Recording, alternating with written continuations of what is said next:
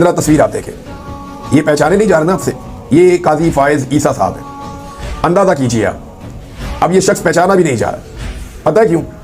देखिए, पूरा हुलिया ही बदला हुआ है। जैसे कपड़े काजी फायज ईसा ने पहने हुए हैं, ऐसे कपड़े तो ये कभी पहनते ही नहीं थे। शलवार कमीज और वेस्ट कोट, कौमी लिबास है, पहनना चाहिए।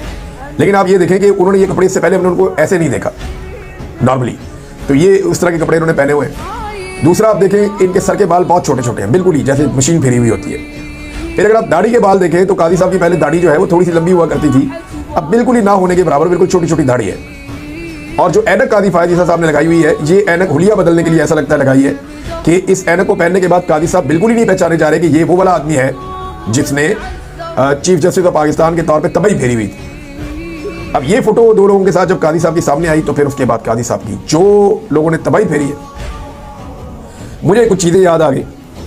यानी ऐसा लगता है देख के कि वो हुलिया बदल के अपना फिर रहे हैं। हो सकता है उन्होंने उम्रा किया हो काजी साहब ने और सर के बाल जो है वो मुंडवाए हो, लेकिन ये भी मुमकिन है कि, लेकिन दाढ़ी जैसे छोटी होगी ना तो ये एक अलग कहानी है, इसको उसके साथ आप नहीं जोड़ सकते। जैसे ऐनक तब्दील हुई है, बज़ाहिर ऐसे लगता है कि काजी फायज ईसा ने अपना हुलिया तब्दील किया है और वो नहीं चाहते कि लोग उन्हें पहचाने। क्योंकि देखिए, यूरोप में पाकिस्तान से बाहर आप कहीं भी जाते हैं, आप एयरपोर्ट पे जहाज़ों में आप ट्रैवल करते हैं तो बड़ा मुश्किल हो जाता है जब आपने लोगों के बारे में ऐसे गलीज़ फैसले किए हो।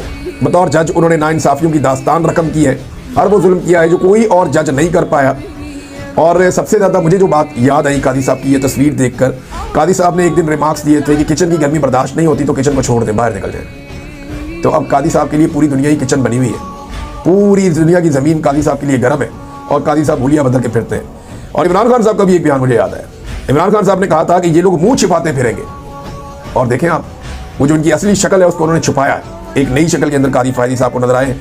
थोड़े दिन पहले एक और भी काजी साहब के हवाले से बयान की गर्दिश कर रहा था कि शायद काजी साहब पछता रहे हैं जो कुछ उन्होंने किया पाकिस्तान के साथ। लेकिन नहीं, ऐसा हो नहीं सकता। अगर पछता रहे होते तो जब वो कुर्सी में बैठे थे तो कुछ तो ऐसा करते, लेकिन आखिरी दम तक काजी फायज ईसा ने कोशिश की कि उसको एक्सटेंशन मिल जाए। उस एक्सटेंशन के लिए 26वीं आईनी तरमीम के रास्ते तक निकाले काजी फायज ईसा ने, सारा कुछ करके देख लिया लेकिन बात बनी नहीं। तो काजी फायज ईसा को अल्टीमेटली जाना पड़ा, ओहदे से जाना पड़ा, उसको छोड़ना पड़ा। और बड़ी बेदिली के साथ वो गए हैं, क्योंकि उन्होंने कभी नहीं कहा कि मैं इस पौधे पे एक्सटेंशन नहीं लूंगा। गोल मोल बयान देते थे, वो कहते नहीं थे। सिद्दीक जान साहब की एक बात मुझे याद आई जिसमें उन्होंने लिखा था कि ये किरदार तारीख के कूड़ादान में जाएगा। अब ये मकाम इबरत है तमाम उन लोगों के लिए जो कुर्सी पे बैठ के ये समझते हैं कि वो खुदा बन बैठे, जिन्हें कुर्सी पे बैठ के ये लगता है कि इस सुबह की कभी शाम नहीं आनी। हर आदमी का एक जवाल होगा। आज आप देखें कि जनरल कमर जावेद बाजवा या जनरल नदीम अंजुम, वो पूरी दुनिया में पाकिस्तानियों को फेस नहीं कर सकते। काजी फायज ईसा पूरी दुनिया में पाकिस्तानियों को फेस नहीं कर सकता, नहीं कर सकते ना।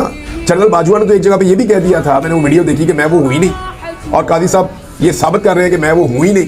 आप अंदाजा करेंगे जब आपको अपनी ज़ात, अपनी शख्सियत छुपानी पड़ जाए तो आपने क्या काम किए होंगे जिनकी वजह से आप यहाँ तक पहुँच गए हैं। आपने कितना जुल्म किया, एक पॉलिटिकल पार्टी से उसका निशान छीन लिया, ज़बरदस्ती का रिजीम चेंज ऑपरेशन करवाया, इंसानी हकूक़ की पामानियों पर आप खामोश रहे, जबरी गुमशुदगियों पे आपने कोई फैसला नहीं दिया, आप आलाकार बने रहे एस्टेब्लिशमेंट के, और आपने हर वो काम किया जो एस्टेब्लिशमेंट को और इमरान खान साहब के पॉलिटिकल अपोनेंट्स को सूट करता था।